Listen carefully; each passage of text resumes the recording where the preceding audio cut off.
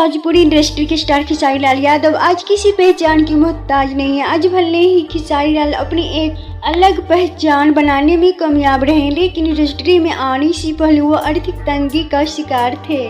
खेसारी लाल लिट्टी चोखा बेचा करते थे और गाना गाने के लिए कई किलोमीटर तक पैदल चलकर जाया करते थे।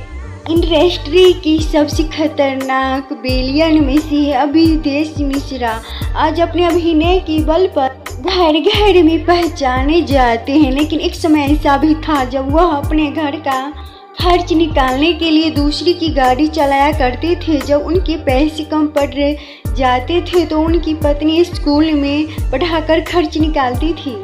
भोजपुरी फिल्मों के एक्शन हीरो इश्क कुमार मिश्रा ने भी इंडस्ट्री में अपने पैर जमाने से पहले काफी कठिनाई का सामना किया था।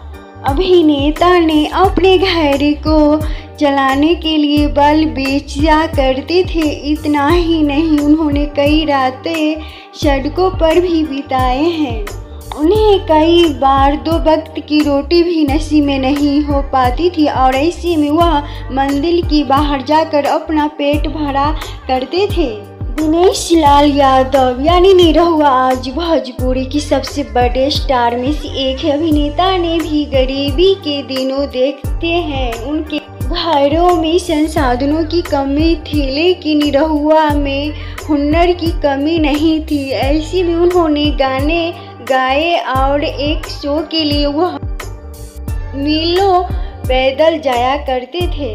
भोजपुरी सिनेमा के बिग बी कहे जाने वाले रवि किशन ने भी काफी संघर्ष के बाद यहाँ मुकाम हासिल किया है। एक वक्त ऐसा भी था कि उन्होंने अपनी मां के लिए साड़ी खरीदने के लिए अखबार बेचा करते थे। बेटी के जन्म के बाद उसी अस्पताल से घर लाने की भी पैसा उनके पास नहीं, लेकिन आज देखो कई ज्यादा मुकाम हासिल किए हैं अपनी मेहनत के बल से। दोस्तों, आप भी इस पे क्या कहना चाहते हैं? अपना राय कमेंट में ज़रूर देना और नीचे लाल बटन दबाकर चैनल सब्सक्राइब ज़रूर कर देना।